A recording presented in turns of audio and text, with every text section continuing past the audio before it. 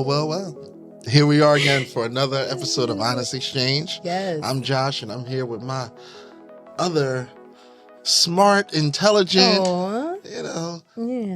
individual who's going to share some information with me today. Yeah. It's on you today. Tell me more. It's on you today. What's on me? You're going to do most of the talking today. I'm just going to do the listening. No, we're conversing. This is Honest Exchanges. Okay. And we always talk about amazing things. Yes. Last time we were here, we spoke about, well, for one, this set is just funny because last time we were on couches, comfortable. Now, we're very serious, America. Very serious. We're honed in on what we're going to be bringing you today. So please pay attention, and hopefully it's something that gets you to think critically, right? Because that's one of our goals. Absolutely. So last time we met, we spoke about identity, right? Yeah. And how it could be difficult to figure out what that is, especially in a world where I think there's a lot of people borrowing other people's identity. Can I say that? They don't really know how to step away from the pack, so to speak, and be their own person. Okay. So it is only fitting, and I think we touched on this the last time, how identity correlates directly with your purpose. Yes. You're right. Like when you know who you are, you know why you're here, you know what you're here for. Or no, you wouldn't know what you're here for if you have your identity. You just know who you are, but you may want to know, what can I offer? What do I offer? What do I bring to the table? Mm-hmm. So before I get your thoughts on how those two are connected, I wanted to share with you. I had looked up synonyms of purpose. Okay. Right? Because I think most people know what purpose is, but when I wanted to get other words to describe that, what is that? Okay. So the synonyms I found were aim, goal, intention, mission, and design. And for some reason, that design stuck out to me because we spoke about who designs us, right? Mm-hmm. So what are your thoughts on purpose and identity? So there's a passage that always stands out to me that Solomon writes in Ecclesiastes 3. To everything there is a season, a purpose for everything under the heavens. So season is in relation to time. Purpose is defined as the reason for which something is created or made. Mm-hmm. And so when I think about purpose, and then you mention design, it really makes my mind go back to Bible study in Ephesians, where it says that we are God's workmanship, his handiwork. Yeah. And so in the beginning, when God created us, before we were in our mother's womb, God already had a purpose. God already had a plan about what we would do, what we would become if we are obedient to the plan. And so when I think about a design, I think about the fact that nobody knows the mindset of the artist. So ultimately, even if the design is flawed, nobody would know but the artist. Deep. So in relation to purpose, we have a lot of people who feel like how they were purposed, the reason that God purposed them for, is wrong. So they do altering and changing of things because they feel like it doesn't fit in their purpose. But the question is, you're not the artist. Right. You're not the designer. So how can you say my purpose is wrong or my purpose is incorrect? And so I think that one of the ways to get a clear understanding of your true purpose is by connecting with the designer. It has to start there. Right. What would you say to somebody who has a hard time understanding that when they were knit together in their mother's womb, before they even appeared on earth, the Lord had already determined their design and their purpose? What would you say to somebody who can't really understand that? So I would say, didn't you buy the cell phone that you have? Mm-hmm. You didn't know the parts that's made inside of it. You didn't know the mechanics of it, Mm-hmm. but you bought it. Right. Because you seen that it could be of use for you. If you, and you didn't call the company and say, who made this? Mm-hmm. How did y'all make it? All in details, things like that. And I use this example because I worked for a technology company, Mm-hmm. and we worked on government and pharmaceutical patents. So in order for you to create something, you have to submit the patent to the U.S. Patent and Trade Office. And so I got to see the inner workings of all these different things that were created. And a cell phone was one of them. The iPhone was one of them. And so to see the different parts that make the phone, Yeah. and we may not agree with some of the companies that make some of these pieces, but yet we still buy the phone.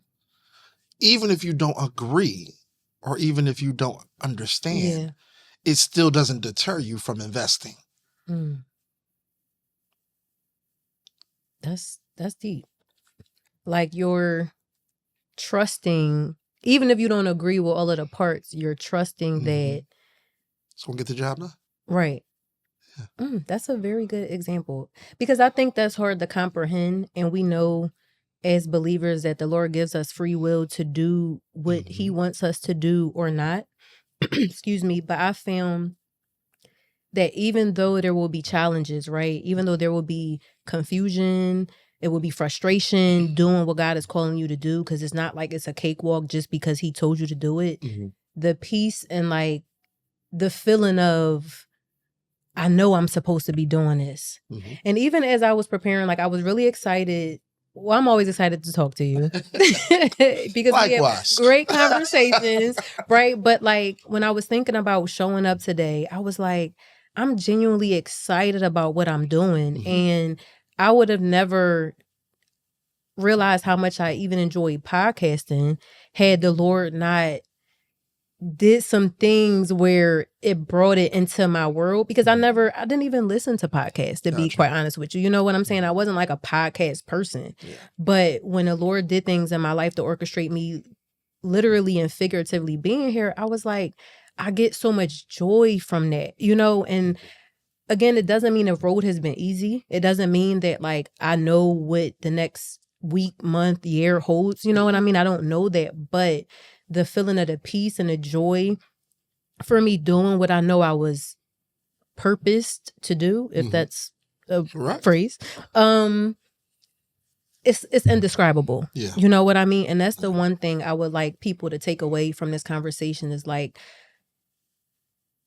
figuring out your identity in a world who's trying to tell you who you should be and what's acceptable and what's attractive and what's desirable. It's hard, you know, going against the grain, so to speak. Like, that's not easy.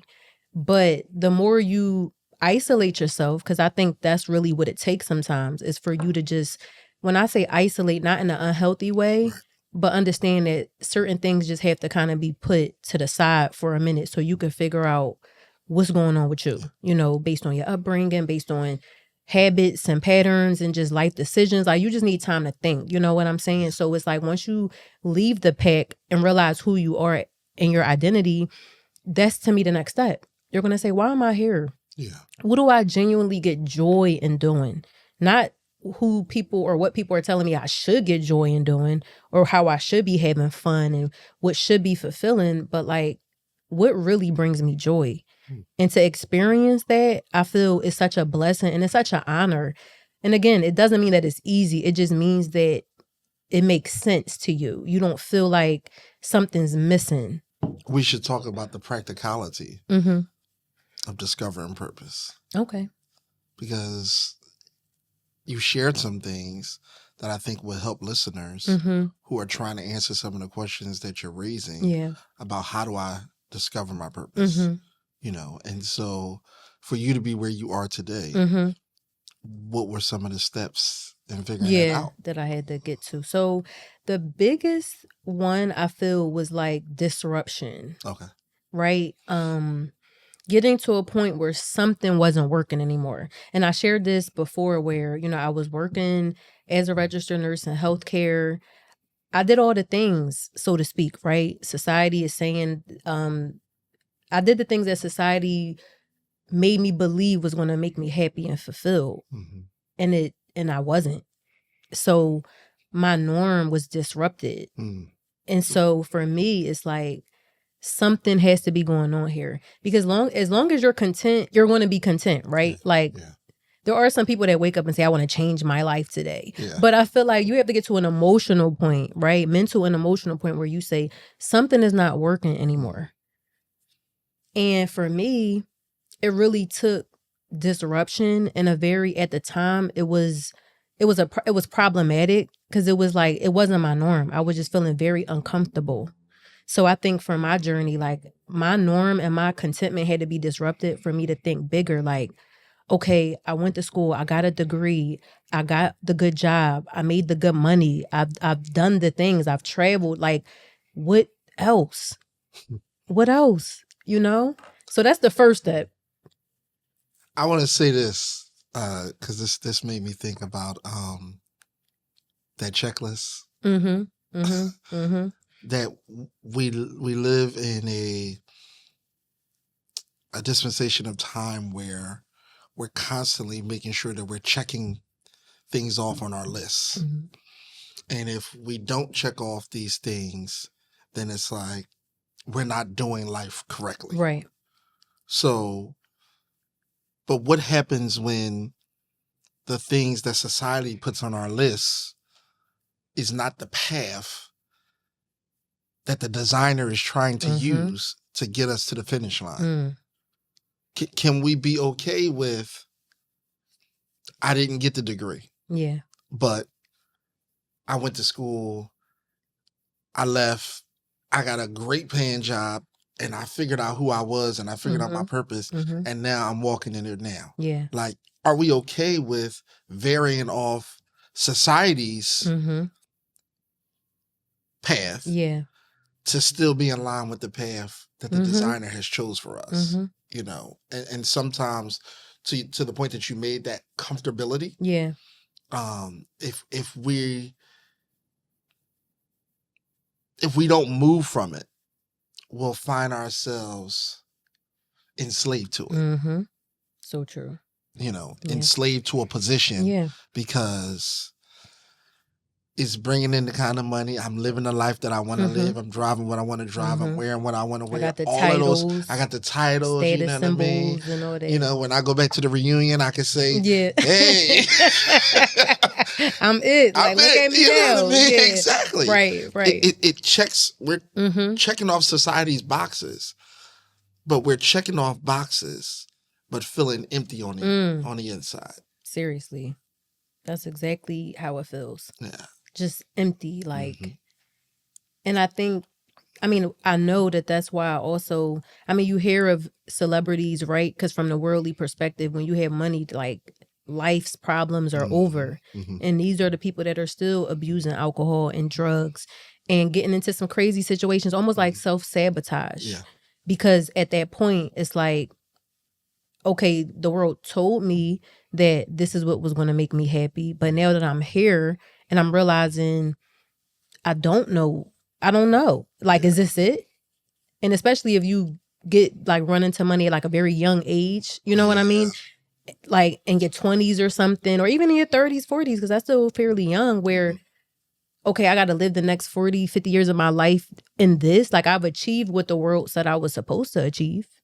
Yeah. So I'll ask you the same question. Like, when it came to discovering your purpose, like, what was that first step that had you put in the right direction? I think you told me. Crisis. Crisis. I found myself in a crisis. I was frustrated with the institution of church because of ageism.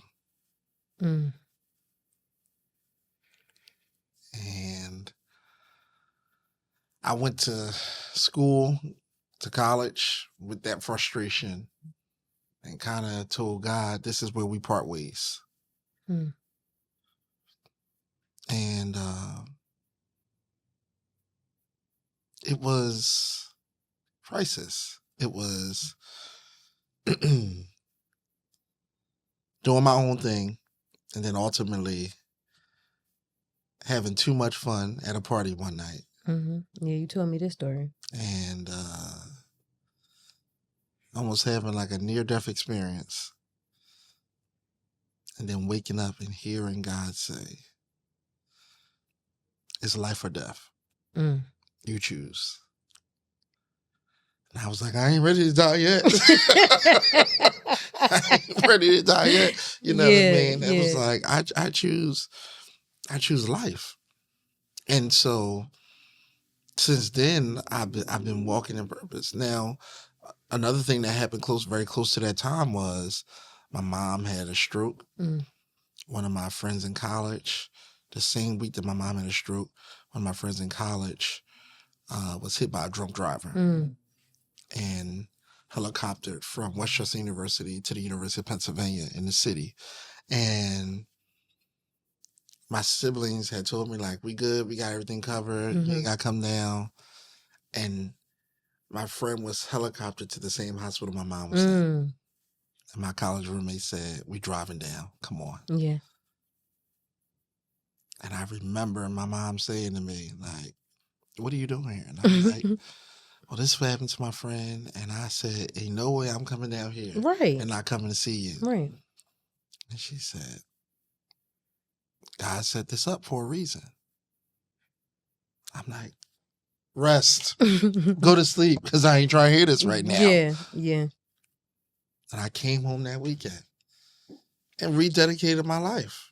Wow. You know, and it's funny because I'm thinking about how I recently, was sharing about Josh having this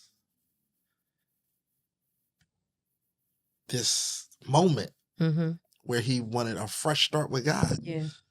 In his freshman year in college. And I had the same experience of like, I got to choose purpose. And it's not easy because when you choose purpose, it doesn't mean that it's automatically revealed to you. Not at all. Not at all. In the beginning, you kind of walk blindfolded. Yeah. I think you blindfolded the whole time. Well, right? I mean, I think you know what feels, when you know your purpose, I think you know what would make sense, right? Versus like, no, I'm not doing that. That's not for me. But it's still not like, okay, you chose purpose. All right, here's your instruction manual. Exactly. Day by day for the rest of your life, just follow it.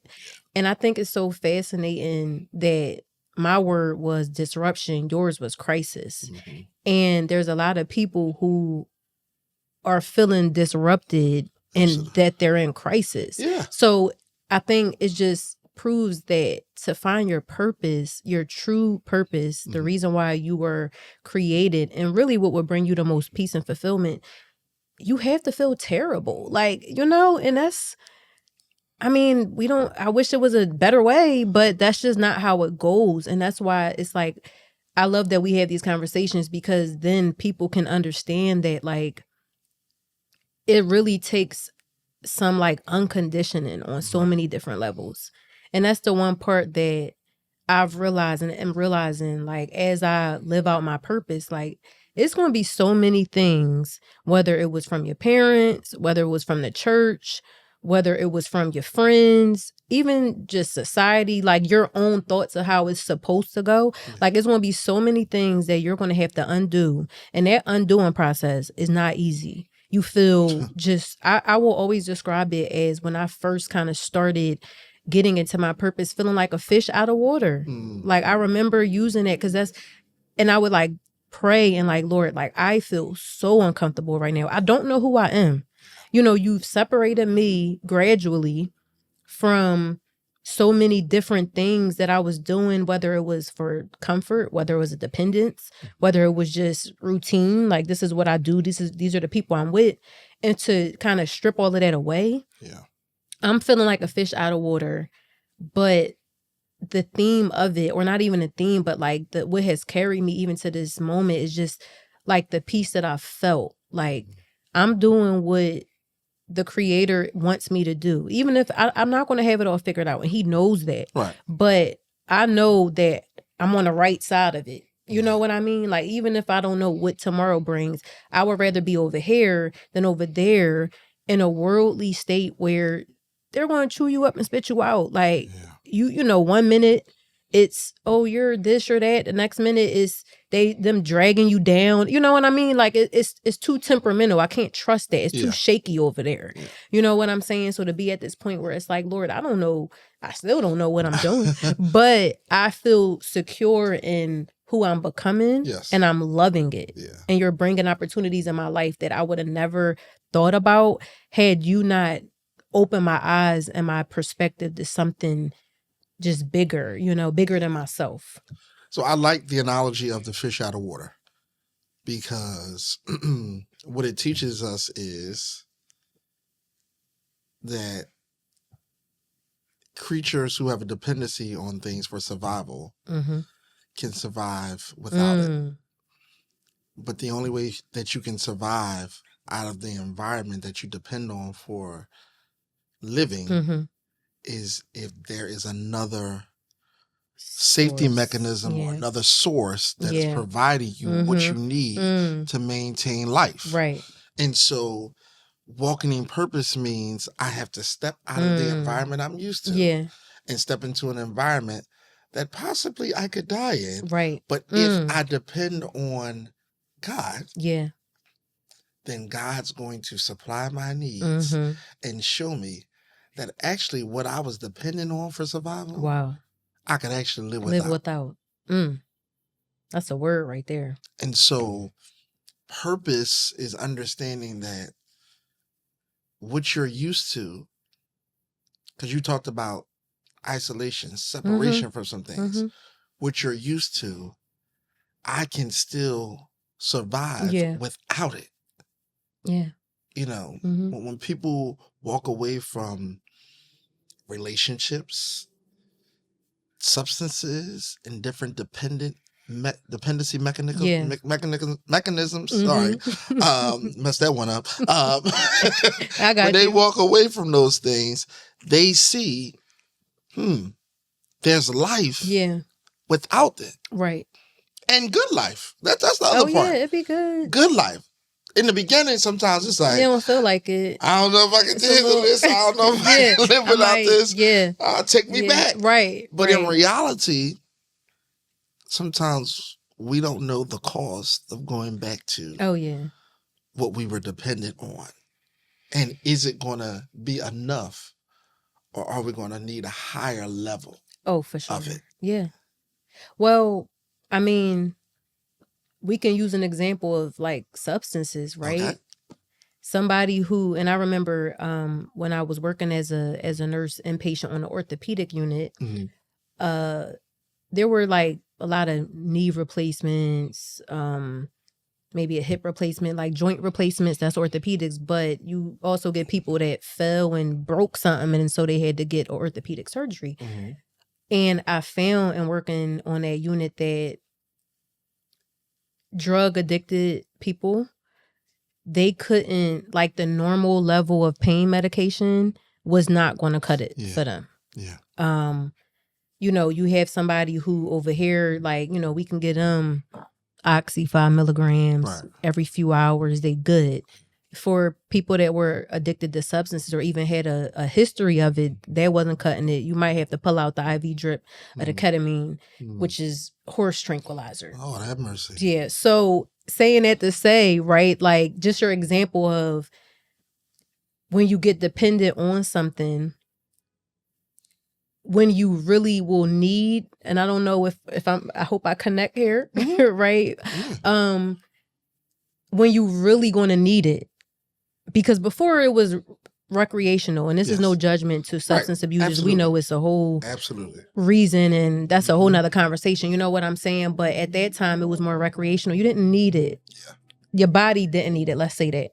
But now you're in a situation that You need it because you just got a surgery and the pain is real. And now we have to give you something higher that, okay, the blessing is you in the healthcare, right? So the doctors and anesthesiologists could like figure out the dosage for your weight. Like it's a whole thing. But at the same time, you're going to need more. So I just think, I don't know why I just thought about that when you said like, you can, even if let's say you step out of this, right? You're able to separate from this dependence that you had and you call yourself like, I'm going to just dabble a little bit. And now you realize not only do you need more, but I also feel like, and this is separate from the orthopedic surgery conversation, but you realize that you're not at peace with it or you're not settled with it because you've already, I feel like your awareness has been heightened, your perspective has been heightened, right? As long as you're content, you're content. Yeah. But once you understand that I have a purpose, like for instance, in my case, like I became alcohol free 7-8 months ago. Okay. And it was intentional, but it wasn't. I just felt like, again, it was things that the Lord was kind of just like stripping me of, you know what I'm saying? And I could be honest to say, I feel like I did have an alcohol dependence, in a way of like celebration, like, oh, happy hour, or, oh, I got this done, or I accomplished this, go celebrate, or, oh, you know, you're out with your friends, social. So, I mean, we know alcohol has just become the substance for so many different kinds of like moments and emotions. So as the Lord is like stripping things away, that was one of them. And it's just funny how even now it's not something that, like, I mean, I'm not going to say I don't have those moments, right? Where it's like, oh, you know, that would be nice. But it's also like, I've come too far and I understand what it feels like to not need it.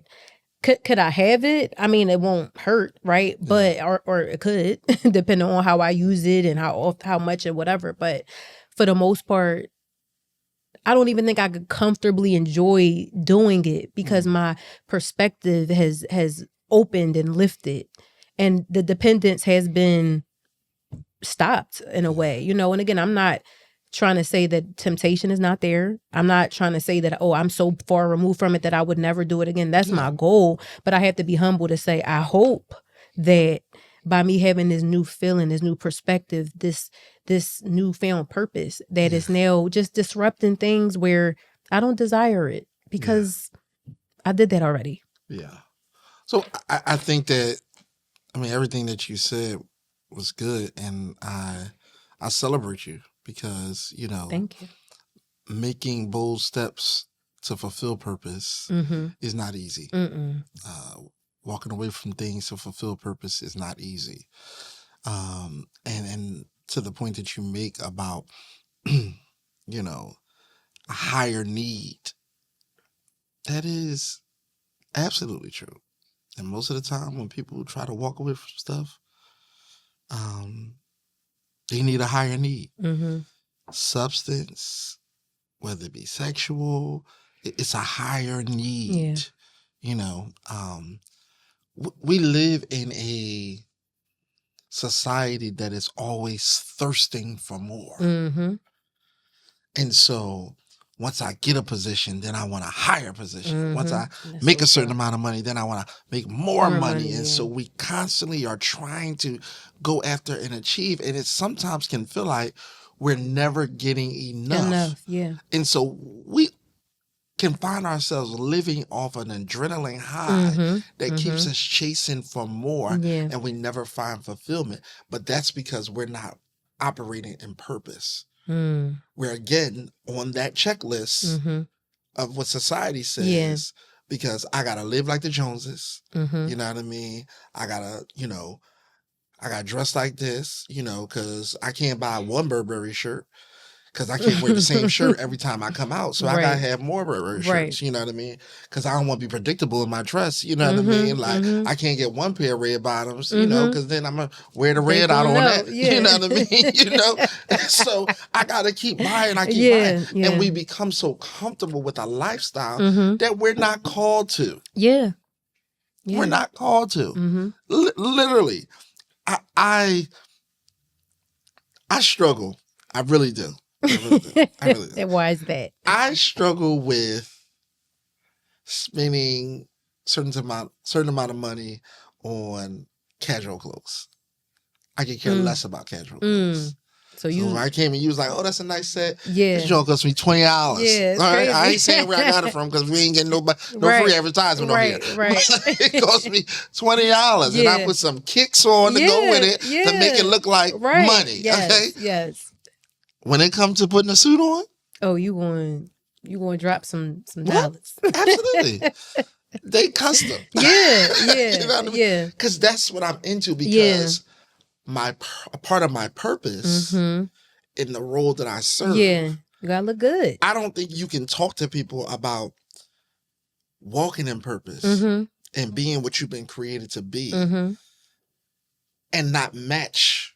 Yeah, you gotta look the part. So if I look raggedy, y'all gonna be like, he's talking about God gonna bless us. He Right. need a blessing. You know what I mean? I always say blessed has a look. Yeah. You know what I mean? I remember you saying that one day in service. It cracked me up. I think you said favor has a look. And you told everybody to raise their hand if they think they favor, and you was going to let them know. I'll tell you. You said because favor got a look. So I was hoping that day. I was like, ooh, let me check myself in the mirror because I don't want him coming over like, put your hand down. You got to pray a little more, honey. You know, but I give everybody at least a week to get themselves together. You know what I mean? Because they ain't know that come back the following week. Right. What's your Sunday's finest on? You get an opportunity for a do-over. Right. Because we want you to come as you are. Exactly. You know, so you ain't know. I give you a week though. Exactly. Maybe two. You know. But walking in purpose, I believe, releases things. And so we talked about two words, discomfort. Disruption. Yes. Disruption. And crisis. And when I'm going to throw discomfort in there. Okay. Yeah. I'm also going to throw in chaos. For sure. When I think about words that connect to leading you to purpose, I've heard stories about chaos. I've heard stories about loss. Yeah. I found out who I am or who I've been called to be after this person transitioned. Wow. After this person walked away. That loss can create a sense of renewed purpose or discovering purpose. I think there's a lot of things that can lead us to purpose.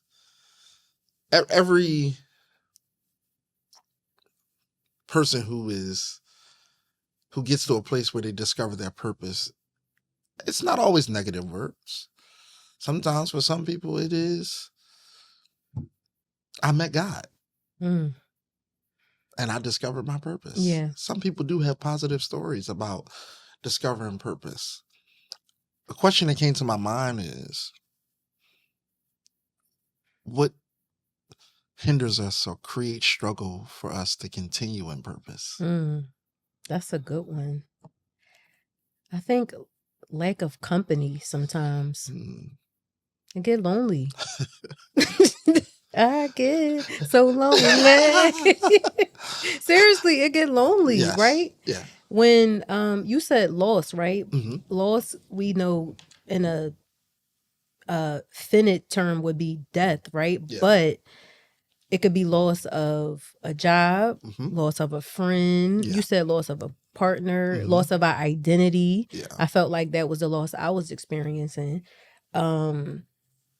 So loss comes with grief. Yeah. You know, you could grieve, not necessarily, you don't always have to grieve over death. It could just be, you could grieve your own life. You could or old life rather. Yeah. You could grieve what could have been, especially if you were in a long-term relationship, even friendships, right? Yeah. You grieve, that person not being around. So,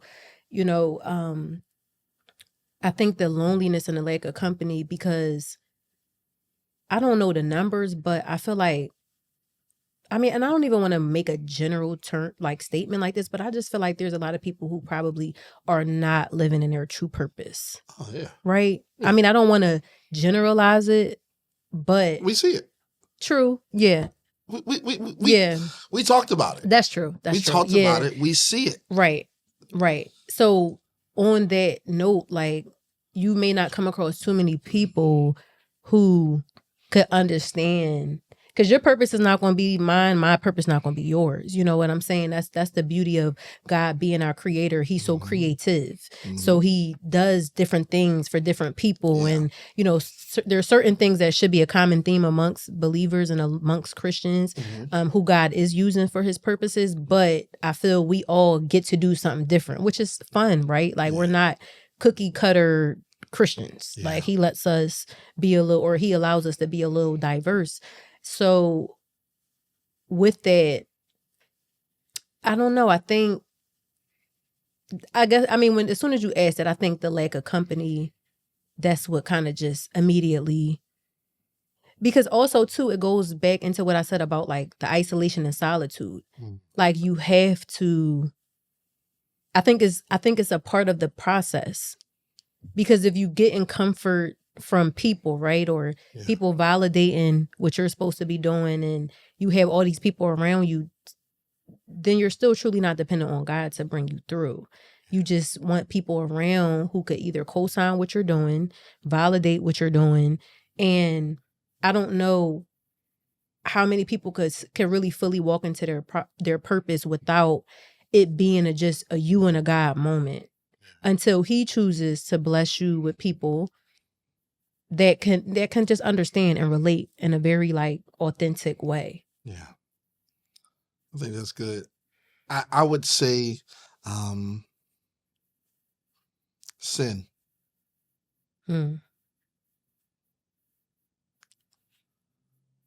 One of David's greatest struggles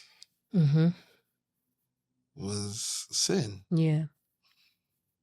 And he was a man after God's own heart. Right. When he was out on that balcony, and he seen him, his friend wife. He seen his friend wife. Let's just say what it is. Practicing for the dance video. She knew what she was doing. Let me just, I don't know. But the song was supposed to be about her husband. But right. David felt like she was singing to him. Yeah. You know what I mean? Yeah. And he found himself caught up. Yeah. Because you can be walking and operating in purpose, and literally the success of walking in purpose can go to your head. Yeah. Especially when you reach a certain level, right? Yeah. When you get to that status where you feel like, I've made it. I'm doing great. You know what I mean? I'm good, God. Yeah. Step off, man. Because I got this. You know what I mean? Yeah, I'm all the way good. The other thing is the crowning of the crowd. Elaborate, please. So, I said this about this whole idea when people die, they got these marching people who put this crown on you. Never saw that. And I said, I get tired of seeing it. Really? Yes, at funerals, yes. Because I don't think you should crown nobody. How can you give them a crown that only God can give? So people will walk up to the casket? They'll walk up to the casket before they close the casket, and they will place a crown, a tiara on the women's head, crown on the man's head, and I just be like, no, thank you. Right. If people can exalt you, if people can crown you, then they also can uncrown you. Right. I said it. It takes 10 to 30 seconds to go from beloved to be hated. Yeah. Right. Because people are fickle, phony, and fake. Yeah. As long as you're benefiting them, they riding, they got you. Right. But the moment they're not getting anything from it, it's a whole different story. You fall back into the crowd. Right. Yeah. And so when you're walking in purpose, and now the crowd is no longer behind you, chanting you on, and now you're lonely, here I go. Mm-hmm. I don't want to walk in purpose no more. I want to do whatever I got to do to get the crowd back Yeah. behind me. Right. And so now you're misled. Right. Mm. Because you're willing to go back to get the chasers. Yeah. To validate yourself, to feel more comfortable. I mean, it's a bunch of reasons. Even Jesus leaves the 99 for the one. Yeah. So, you know, sometimes you have to leave the 99. You have to leave the crowd. And really be confident in who you are. And again, this goes back to our conversation about identity. Mm-hmm. Know who you are. Yeah. Yeah. Practical way of doing that. Maybe like if you somebody who you realize, because you have to identify where your influence comes from, right? Mm-hmm. And I say social media because it's just the easiest thing to say. Yeah. And I just feel like it's such a part of our day to day that it's just so many people are looking to that as a guide, whether they know it or not. So I would feel like, okay, I would say to somebody who feels like, oh, I don't know how to discover my purpose. Just don't get on your apps. Don't get on your social media apps for like 2 weeks. Just be with yourself. Just be with yourself. That's scary for a lot of people. It is. But what's scarier? You going, years going by, days going by, like time is moving. Yeah. I mean, time is moving. So it's like, what's scarier? You looking up, so much time has passed. Mm-hmm. You've accomplished nothing. You might have accomplished everything the world was telling you to accomplish. You're not happy. You're not fulfilled. You're depressed. Yeah. You're tired of drinking it away, smoking it away, popping a pill it away, having sex. What Solange say, cranes in the sky? It's like it gets to a point where nothing can fulfill you because you're not walking in your purpose, walking and working in your purpose, absolutely. And so we talked about a few words like disruption, discomfort, chaos, crisis. I didn't realize it was 2 D's, 2 C's. I don't know why in my head that. I don't know. It just went together. So it just went together. Yeah, that was good. Why not? I could have came up with a third one, but yeah, no, we leave it even 2 and 2. So let's get 4 words for like once you walk in the process, walk in the purpose. So now you got me with these words. I'm getting all messed up with them. What are more like, I guess, uplifting words to describe what it feels like when you kind of break ground? You went through the discomfort, you went through the disruption, you're still going through it, but it's not as intense as it used to be. Now, what would you say, what words would you use to describe what it looks like on that side when you are walking in your purpose and you know who you are? So, clarity. Mm-hmm. Chaos. Still chaos. True. And the reason why I say it can still be chaos is because even when you're walking in your purpose, you can just be walking and still not know where you're walking. So Genesis 12, this is one of the first places we see mission happen in the Bible. Mm-hmm. God tells Abram, leave your family and your kindred and go to a place that I will show you. Abram leaves and he just starts going. Mm-hmm. He don't know where he's going. Right. He just starts going. Mm-hmm. That's chaotic. Because who just starts walking, right, and not know where they're going? Mm-hmm. That's chaotic. It is, but it's good chaos. Mm-hmm. Mm-hmm. The other part about the chaos is leave familiar. Yeah. Leave your family and your kindred. Mm-hmm. If you leave your family, yeah, they gonna talk about you. Mm-hmm. Mm-hmm. It's chaos. It's a lot of chaos. That's so true. That's so true. So, but in order for nations to be birthed, mm-hmm. Abram had to leave. He had to, yeah. That was his purpose. That was his mission. Yeah. Design. Yep. So, clarity, chaos, courage. See them C's? I see, yeah. Okay. I see the C's. I'm like, oh, he's just going to keep it going. Okay. Yeah, courage, for sure. Takes a lot of courage. The last one I would say is confidence. I like that. Yeah. Come on, Josh. Yeah, you did good. Right. All C's. Yes. Didn't even mix them up. No. Yeah. I like that. Courage, clarity, confidence, chaos, parentheses, good. Good. Because it was a bad at first and it was a good. I mean, I don't know if chaos could ever be good. Well, it never feels good, right? But it is good. Yeah. So chaos can be good for people who struggle with audibles. So,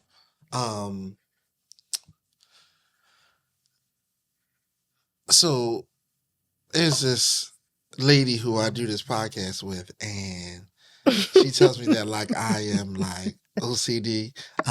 Yeah. And so, but I've discovered that sometimes God has to allow some chaos to happen in my life because I'm so regimented. And with God, you have to be able to accept when audibles happen. Right. Because everything does not always go the way you plan it out or the way you script it. And so sometimes you need a little chaos so that you can realize you ain't in control. Can you clarify audibles? Because I keep thinking about edibles. I'm sorry. Oh, man. It's so very... I'm like, wait, I don't think that's what he's talking about. So audibles, so in football, there's a play that's called. And what may happen is the play's been called, the quarterback tells those who are on the field with them what the play is, and then they get ready. But then the quarterback may say, audible. Okay. It changes up the play. Okay. So I know what I said, but now I got to call an audible because the defense may have read what we're getting ready to do. Okay, so we just scrapping it. So we scrapping it and we're going to do something different. Got you. You know what I mean? Thank you. It happened with our Super Bowl defending champions, the Philadelphia Eagles. One game they were playing and the opposing team thought that they were about to go for the push tush. But instead of going for the push tush, they went with a run to get the ball into the touchdown zone. And so people who are like 9 to 10, 10 to 11, 11 to 12, like they can't handle going outside of that. I gotta fluff these pillows. I gotta straighten this up. I can't leave. You know what I mean? And so you need moments where there is chaos. So that you can be reminded that even if it don't go that way, it's still okay. Yeah, that's true.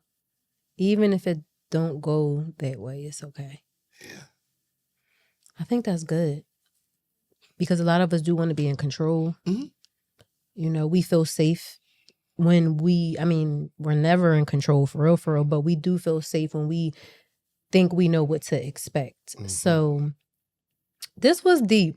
This was real deep. And you did most of the talking. So no, I didn't. It was on you. You was being deep today. So what? I don't think so. I came on here ready to be funny. And you I know. I was like, we didn't even joke that much. Like before clown activity and then now serious. It's the table. It's the table. It is the table. It's the table. Yeah. We have grown up. Yeah, it's official, okay?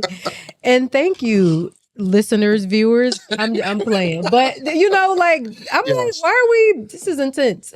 But no, I think that's great. I think for anyone listening who feels hopefully this resonated. Hopefully it can just speak to how walking in your purpose, figuring out your identity, it won't feel great, but it is great. Yeah. You know, you have to understand that you won't be able to do it by yourself. You need not only, the most important thing you need is your faith in God, but I also think surrounding yourself with people that you could have these kind of conversations with who can understand where you're coming from. Because there's a lot of people, as we know, when you start walking in your purpose, when you start figuring out who you are, you know, they're trying to bring you down, trying to clown you, trying to, you know, kind of, and you're already at a vulnerable state. Yeah. So you can't, in your vulnerable state, you can't allow people to come in and disrupt what you got going on, because you're already going to be disrupted already. So you have to really be mindful. And again, it's not easy, but it's so worth it. Absolutely. It's so worth it. I would say everybody needs a purpose partner. Everybody needs somebody who will hold them accountable to fulfilling their purpose. And because every now and again along the journey, you need somebody to reaffirm you, to tell you, keep doing it. Yeah. I know it may not have happened as fast as you wanted it to happen. You may have hit some roadblocks, some hurdles, but keep pursuing. Yeah. Because it's going to pay off. You're not in a competition with anybody. And the finish line has already been laid out. So you just got to keep running with purpose until you finish. Well, you had your serious voice on, so. I try. You can so yeah, that's it. Yeah, that's it. So yes, we spoke. We said a lot today. So if you need to, listen to this a couple times or maybe break it up in segments, write some notes, please do. Please share it with somebody who you feel could benefit from this conversation. And you let us know if in the comments, let us know if it's anything in particular you want us to speak about. We'll be very involved in asking you to be very involved with what we'll be discussing moving forward, because we know it's heavy topics, but we want to lighten it up. We want to have a healthy balance. But again, our goal is to have these conversations that a lot of people are not having you put your thinking cap on, use your critical thinking skills, and really do some life-changing transformational initiatives. Yeah. This table just got me so serious. So using big words and everything. Cool. We just basically want you to have an honest exchange. Yes, honest exchanges. We will be back and we will have more for you. Stay tuned.